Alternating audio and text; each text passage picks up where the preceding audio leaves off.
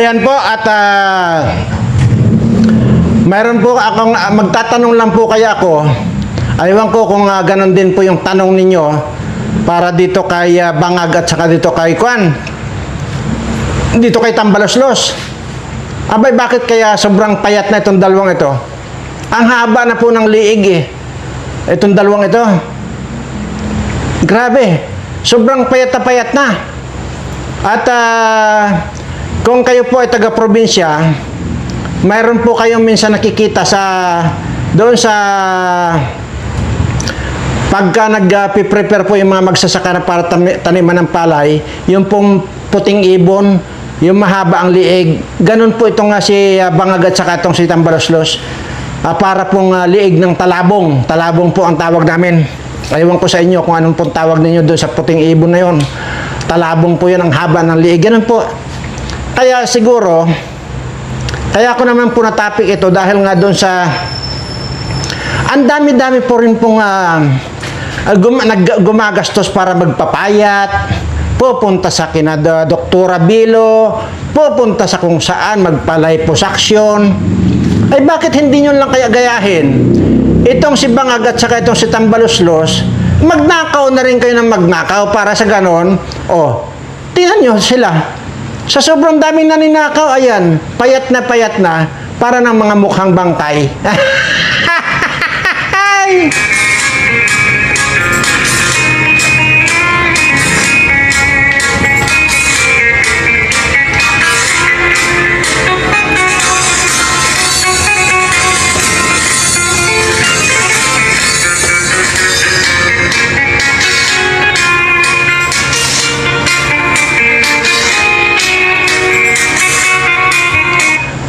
Parang mga mukhang bangkay na talaga. Ang haba ng liig. So ngayon alam nyo na ha. Kung gusto niyo magpakuan, huwag na kayo po magpakagastos pa na pupunta kay Doktora Bilo. Magnakaw na rin kayo para mamroblema kayo. Mahit kayo kagaya nitong dalawang ito. Anyway, ay mukhang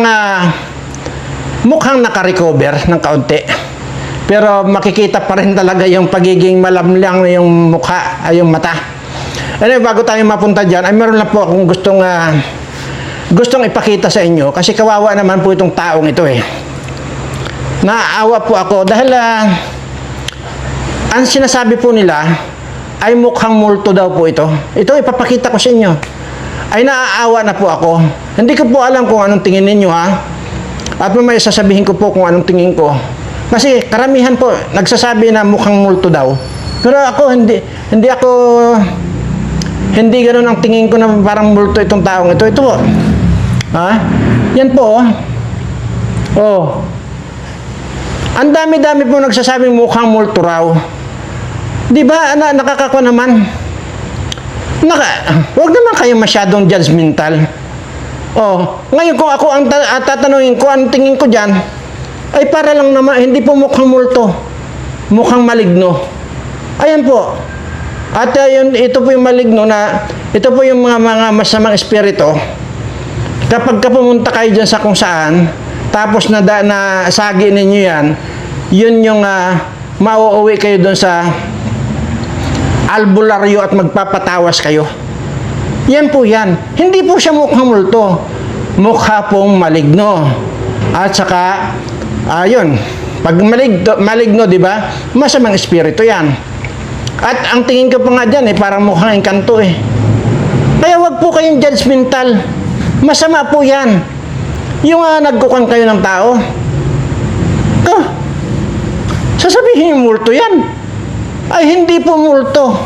Uulitin ko lang po mukhang maligno na masamang espiritu na mukhang engkanto. Ayan po. Makakuha na tayo. At mag-move na tayo dito sa mukhang engkanto. So, ayan.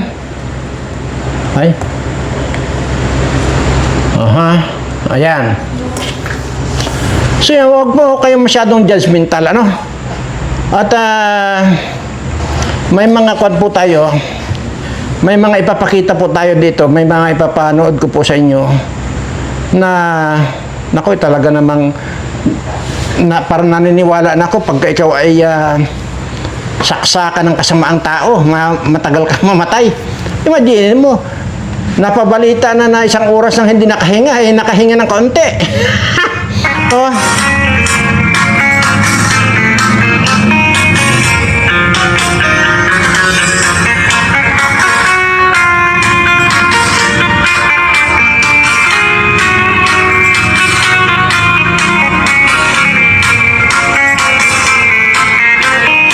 Ayan, ito na po. Ay, nako. Daming, ano na ba itong mga kuwan ito? Itong mga, sandali ha, itong mga kuwan. Sige, rumble na po ito kung saan tayo mapunta. At gusto ko lang pong ipahatid sa inyo ito lahat ng mga nakita ko lang sa social media. Ito ang sagutan sa media ng magpinsang sinadti. Ito po yung kuwan. At nag-aaway na po. Away na sila, sagutan na sila. Naglalaglaga na po itong si magpinsan nga na Romualdez saka itong Marcos. Ito panoorin nyo. Hi guys! Hindi pa pala tumigil tong asawa ng trapo. Sobra na daw ang mga DDS. Walang awa o puso. For your information, super urukan. Ang DDS, konsit, grupong Bangagwan, Dilawan, Pinklawa. Hi guys! Hindi pa... Ika. Nagkuka na po sila. Kanya-kanyang laglagan na. Nag-aaway-aaway na. Ito po. Nako.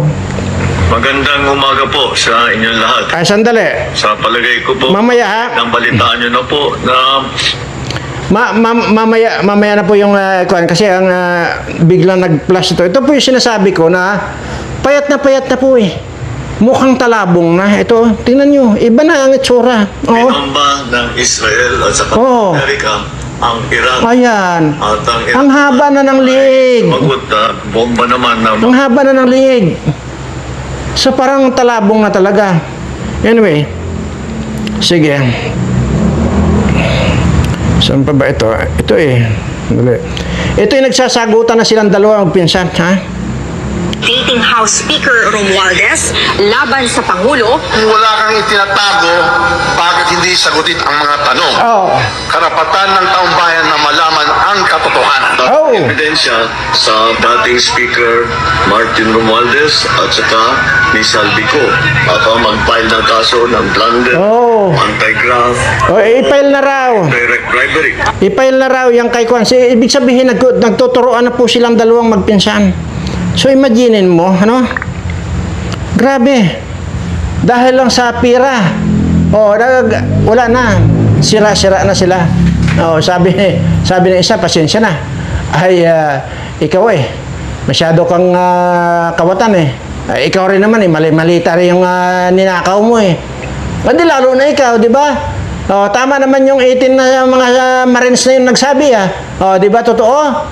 Ngayon sabi naman ni Bangag hindi ikaw ang mastermind dito. Ay, ikaw yun! Tingnan, may mga saltik talaga. Ano po ito? Sige. Para may konting, ako lang po tayo, may konting good vibes, ano? Ipaparinig ko lang po yung ating kababayang Ilongga. Sabi, baka isipin ninyo, kaya kung ginplay ito, ay pang-insulto. Hindi po ako pang-insulto sa mga Ilongga, kaya balaan nyo, mahal na mahal ko ang mga Ilonggo, kaya balaan nyo, nga. Sos, siguro mga 20 years ago, nakabili ako sang yuta sa Iloilo, 25 hectares ang gagin na bakal ko dyan. Kaya balaan nyo nga palangga ako gani mga Ilongga. Kaya amo na itong kababayan ng matagaya Iloilo, para iparinig ko lang sa inyo, no? Amo na yan.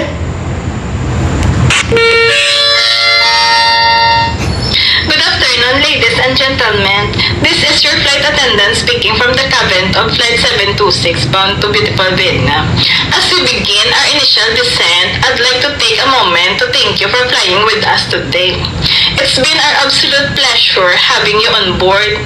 Before we land, please double check that your seatbelt is secured, fastened, or seat is upright and your tray table is stowed. Wala? Good afternoon, Oh, ladies ka. and gentlemen. Kape bala, madam. Okay, naka-seatbelt na ko. Ay, ayaw magpabala ka kay abi mo. Pertigid ko nga kwan bala. Gapamati sa mga advice bala. Kaya naka-seatbelt na ko. Ito pa po yung isa. Ipakuan ko lang po, bago tayo pupunta doon sa ating mamaya po, didiscuss natin yung gira sa Iran at saka Israel, ano, na nagkadamay-damay na yung Dubai, Abu Dhabi. Ano, mamaya po. Ipaparinig ko lang po muna lahat sa inyo to, ano? Ay, may kon pa pala yun. Yun pa rin pala yun. Ano ba yun?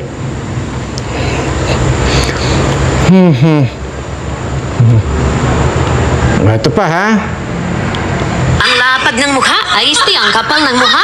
Mali daw ang pagpili ni Bangag kay VP Sara. Sharon Cunita. Rapala na. Resulta na ba yan sa pagiging matanda at laos na? Sino bang lumapit sa kanila at pumunta ng Davao, inutil ka? Dati, tumakbo ng Vice President, hindi nanalo yung amo mong singagba. Nakipagkaso pa nga kay Lugaw, di ba? Sigaw niyo dati, Marcos, never again. Pero ngayon, together again. Ang kapal ng mukha niyong mag-asawa. Ano to, why not? Siya kasi yung may hawak ng kaban, di ba? Baka nakalimutan mo, mas mataas ang buto ni VP Sara kaysa sa amo mong singagba. Bagay talaga kayong mag-asawa, para yung basura. Dating mga kumukundi na, ngayon himodwit po na. Mga pahirap sa bansa atong mga walang kwenta. Tama. Ito po si Sharon Cunita sa ito si Kiko Pangilinan. Ayun yung sinasabihan po nito. At talaga naman totoo naman po itong mga kwan. Kaya nga nakakatuwa lang na kaya gusto ko lang pong ihatid sa inyo lahat ito dahil nga ay para lang po may malaman talaga ninyo. Isa pa. Ano ba ito?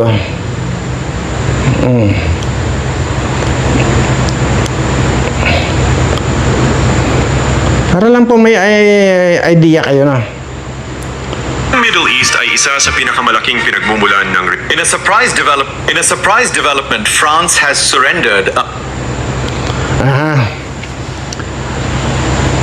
Parang may saltik din ang may saltik din 'tong mga kuno ito.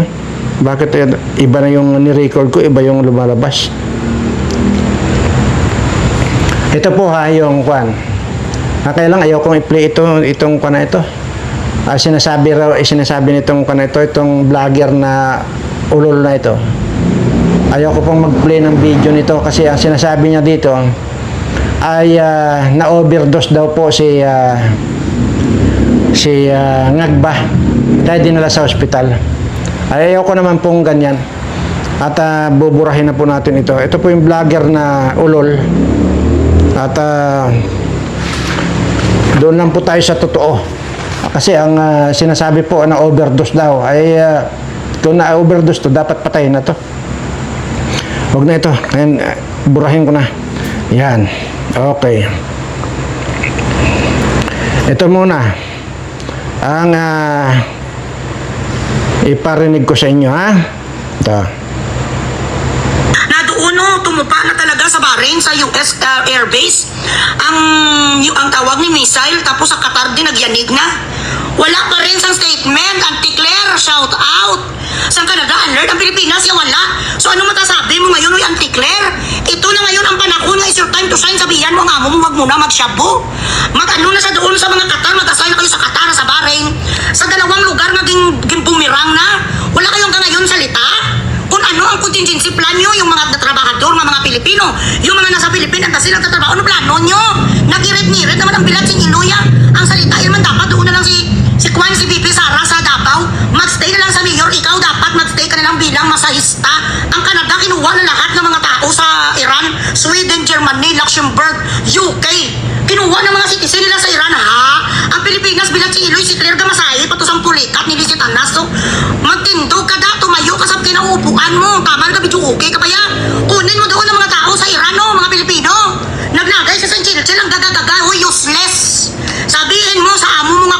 muna magruyupiyok. Pick upin muna doon ang mga Pilipino sa Iran kasi grabe.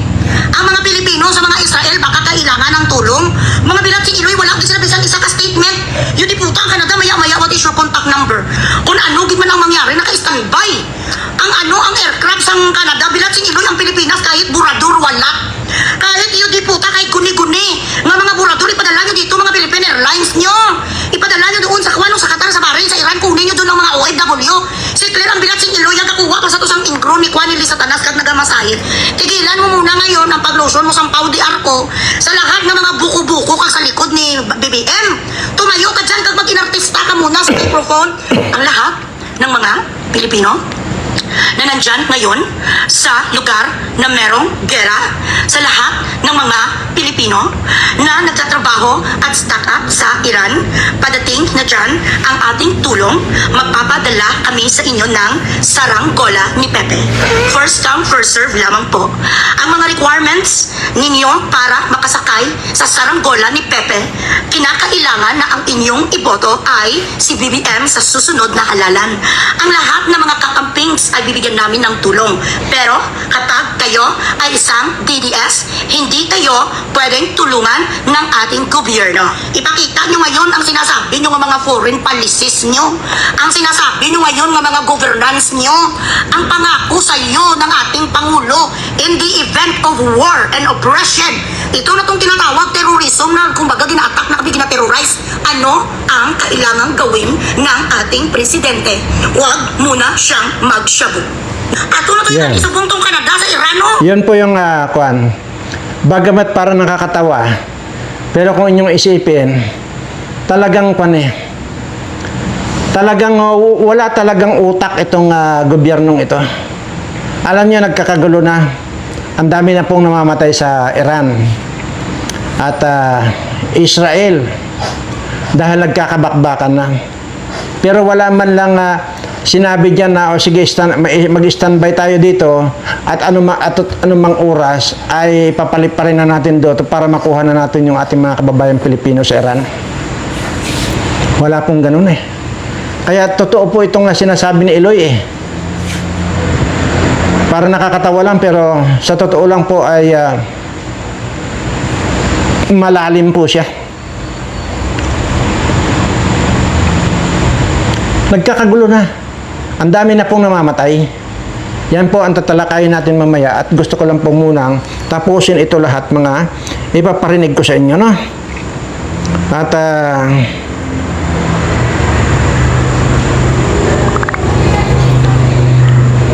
ayan.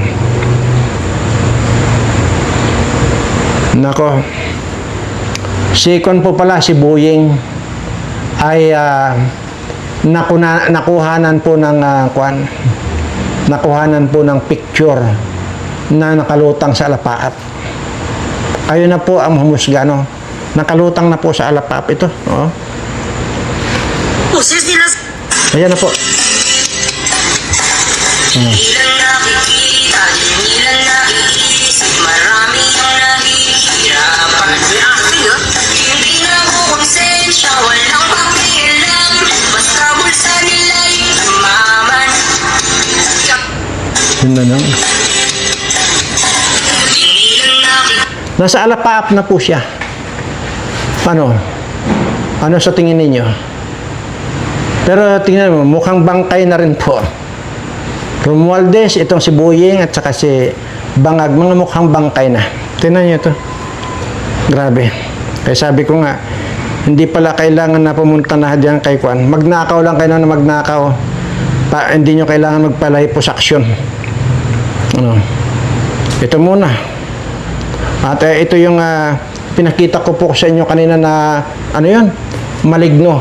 Yung sinasabi ng multo, hindi po multo yung mukhang maligno. Ito, parang ito yata eh. O, ito yata. Ano ba yan?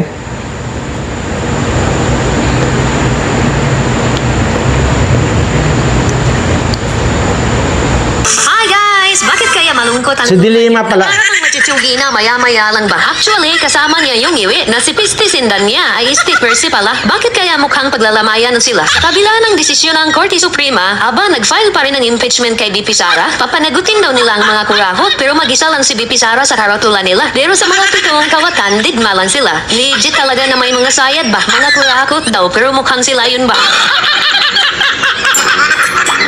Hi guys! Tama. Bakit kaya malungkot ang lula niyo? Na Si Sindan niya, yung sinasabing mukhang multo, pero hindi naman. Ang tingin ko mukhang maligno. Yun po. At, grabe. Ayan. Burahin na natin yung naipakita na natin. Ito pa yung isa. Team Mana. Ito po yung anak ni Abante. Ito, anak ni Abante ito. Yung nandyan sa ngayon na tagapagsalita ng Kongreso. Anak yan ni Abante ito, ha? Oh.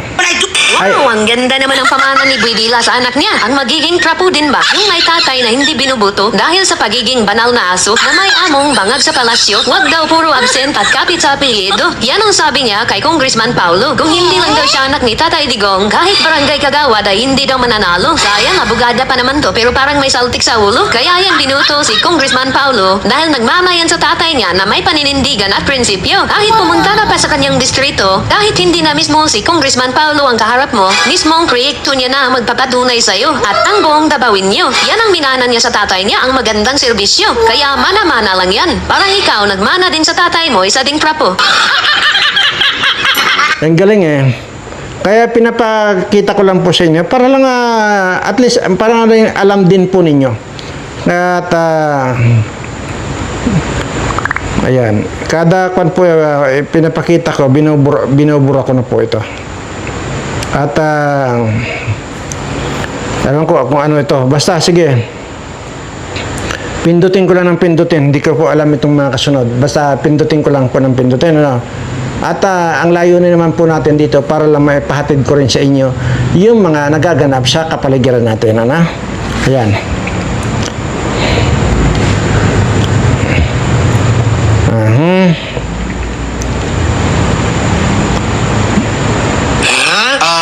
Halos 300 na trolls ang nandyan sa isang building sa Makati. At nagdadala ang mga ito regular ng pera para sa pangsweldo. Isipin mo, 3 palapag ang inoccupy nila sa isang building dyan sa Makati. Halos 300 na trolls ang nandyan sa isang building sa Makati. At nagdadala ang mga ito regular ng pera para sa pangsweldo. Aminado naman niya si Kwan, si Bangag dati na sinasabi niya na nag-hire sila ng libo-libong mga trolls, di ba? Kaya hindi na tayo Kwan dyan. Kaya lang, ang problema nga lang po kasi nito, yung winawaldas silang pira, ay pira po natin. Yun po nakakalungkot. Kaya lagi po ang sinasabi ko rito, na ang nagsasuffer po talaga itong ating mga kababayan dahil nga sinisimot itong mga kawatang mga bangag na ito. Ano pa itong isa na ito? Sige. Hi everyone! Ang bagong bayani ng mga mandrugas sa Kabanang Bayan ay si BBM pala. Di ko na alam kung ano talaga ang meaning ng BBM. Bigong-bigong mamamayan o bayani ng bayarang mainstream media. O baka naman bayani ng mga buayang mambabatas. Bakit kaya bangag ang bansag ng mamamayan ito? Di ba si Budol-Budol man to ang superhero ng mga gahaman ba? Hi everyone! Ayan po. Sige, tapusin lang po natin ha. At tapusin na natin para wala na dito sa kwan. Kasi bawat play ko sa inyo, dinidelete ko na.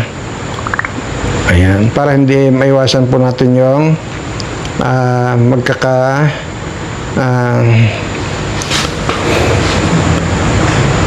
ito, isa na lang to. Wow, nagsalita ang matalino. I-school bukol na ang tawag ng taong bayan sa'yo. Ang ibig sabihin ng troll, bayaran yan. Itanong mo pa yan sa amo mo. Yung mga pumupuri sa inyo, mga troll lang din ninyo. Mahina daw ang kukuti ng mga kritiko niya. Maliban sa aming mga ordinaryong Pilipino, tandaan mo, may mga kritiko kang mga batikang abogado. Ikaw, anong pinagmamalaki mo? Ang pagiging abogado? Tumanda ka na lang hypes ka. Ang totoong mahina ang kukuti, yung mga pumapanig sa'yo, hinaypax ka. Bilib na bilib ka sa sarili mo, iisa ka namang malaking. At yung makipagkindatan sa mga kawatan, kitang-kita naman ay sa tanggahaman. Kaya mo nga sila pinagtatakpan. Yun yung galawang walang malasakit sa bayan. Trilyon-trilyon ang nawala sa kaban. Hindi na alam kung nasaan. Ang kapal ng mukha niyo sa ilalim ng amo mo. Wala kayong proyekto. Kung hindi ba naman kayo mga impacto? Ang galing. At talaga namang kwan. Grabe, no? Anyway. Ayun nga po. So, hindi man lang natataranta itong gobyernong ito kung paano ang strategy na makuha natin yung mga Pilipino sa Iran at Israel na kung saan ay yan ang sentro ng kaguluhan. At kagaya po ng iplinay ko kanina, yung kay Iloy ay talaga naman pong totoo. Puro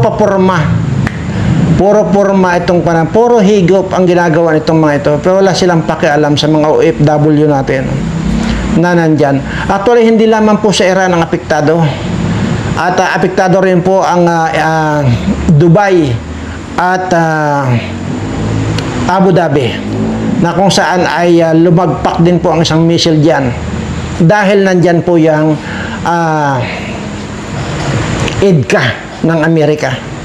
Kagaya po dito sa atin. Kaya kung halimbawa na magkagulo rin dito at ginalit nitong si Soto na gunggong at saka itong Erwin Tulfo na animal, itong China, sa totoo lang, tayo, itong Pilipinas ang unang bubombahin ng China kasi nandito yung mga kampo militar ng US. Kaya ngayon, ang laban ng Israel at saka Iran ngayon, kasama ang Amerikano. Ganyan po katindi itong mga Amerika na mag-solsol. Ipapahamak ka. Kasi nga, pagka nga naman naubos yung mga kwan mo, halimbawa, dito sa atin, naubos yung mga pinagbibili natin ng mga kung ano-anong mga armas natin. Dahil sa gira na yan, natural, bibili ulit tayo. Saan tayo bibili? Sa Amerika. Kaya yung gira na yan, isa rin pong business yan. Kaya talagang una, itong si Trump ay isang businessman yan. Napakatalinong businessman yan.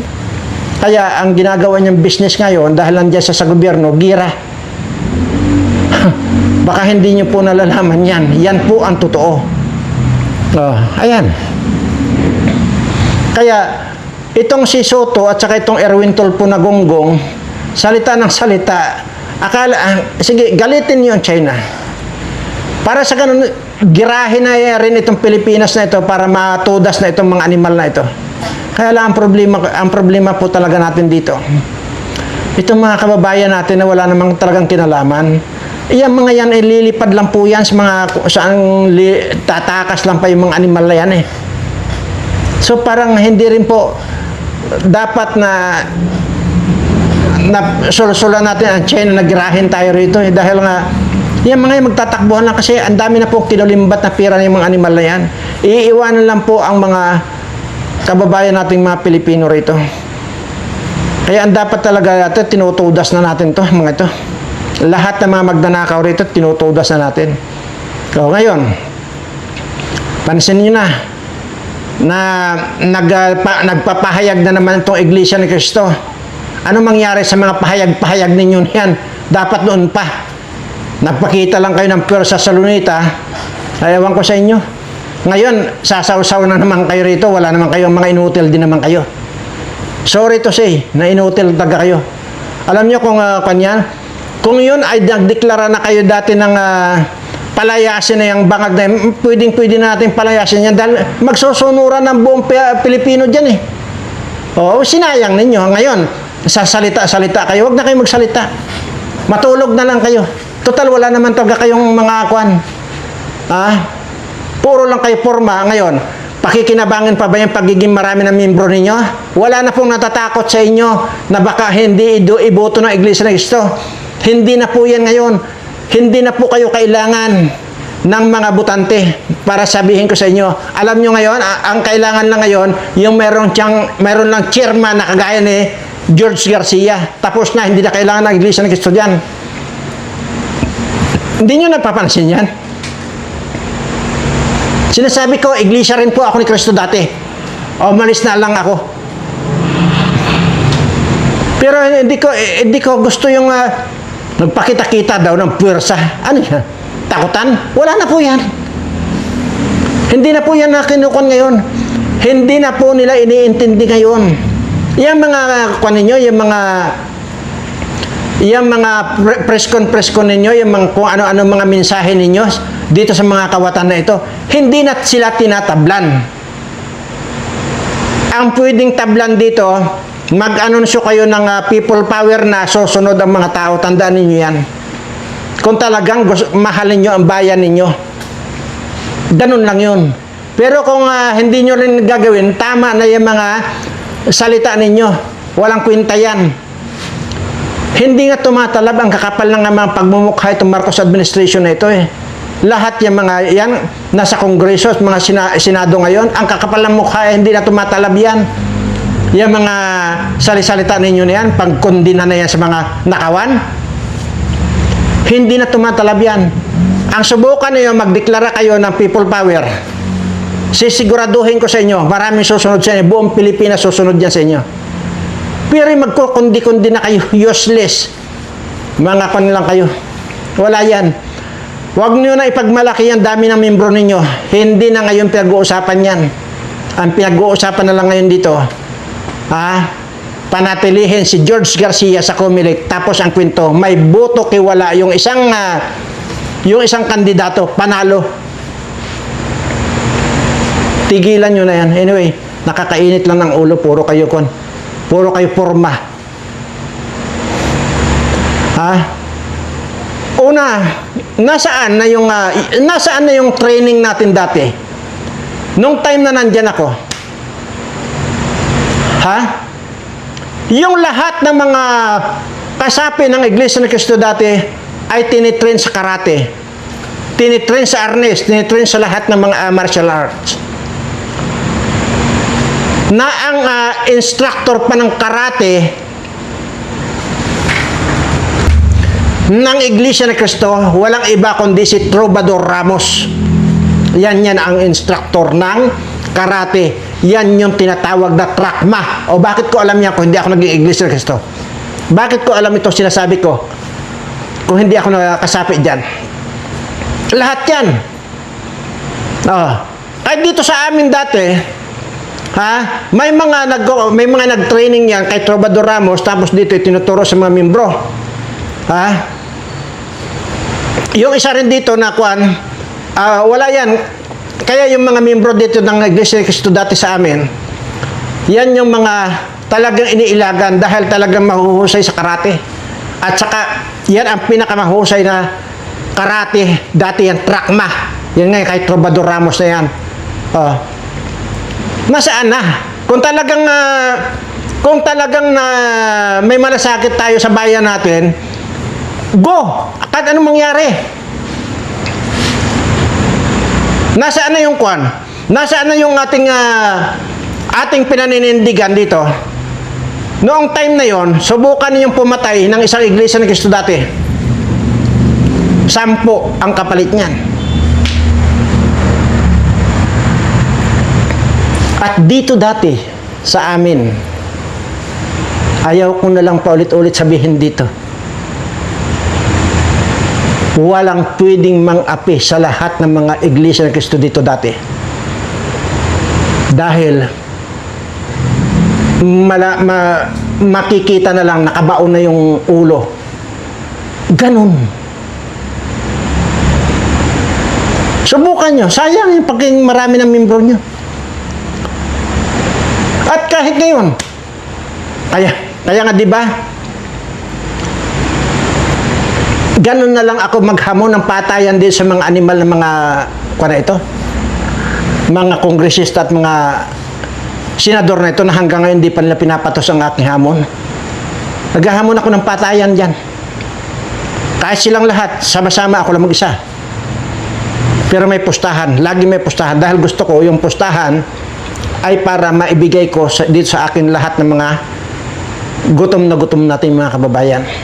At siyempre, mauuna itong mga subscriber ko. Ganun lang yon. Ayaw ko na magyabang dito. Pero, sige, wag na nga lang. Dahil sabihin yung mayabang ako, pero sinasabi ko, pagdating sa arnes, lintik, lumilipad yan, di namamalaya ng kalaban ko, nakatirik na yung isang baston ko doon sa dalawang mata niya. Hanggang ngayon,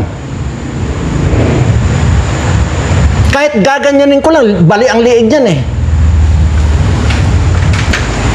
Ano, gusto niyo mapatunayan? Sinasabi ko? Gaganyanin ko lang. Kaya ganun na lang ako magkwan dito eh, maghamon ng patayan eh. Pero ang hinahamon ko po rito, koreksyon ang hinahamon ko rito yung mga kawatan, magnanakaw sa gobyerno. Yan ang hinahamon ko ng patayan. Pero hindi nila kinukwan, pinapatos. Gusto niyo yung patunayan? Gaganyan ko lang, babaliin ko ang liig niyan. Kahit sino. Sana. Ito. Papakita ko lang to. Ha? Siguro naman makikita nyo ito. Antigas niyan, ha? Antigas. Yan, antigas niyan, ha? Pero, gaganyan ko, babaliin ko na pamamagitan ng ganyan. Oh, yan o. Antigas niyan, ha? Kaya nga sinasabi ko sa inyo na maniwala kayo sa hindi sa akin, pwede kong gaganyan, baliin ko sa pamamagitan ng ganyan lang. Gusto mong patunayan ito? Yan, kitang-kita nyo, ha? Oh, bali. Oh, ay samantalang ito, oh, ang tigas-tigas niyan, oh. Pinakita ko naman sa inyo kanina. Oh, yan. Ito yung kanina. Oh, bali. Hindi ko pa hinahawakan, pinakita ko lang. Anyway, sige. Sige na. Baka baliin ko lahat ng mga ulo ninyo, mga putang na nyo.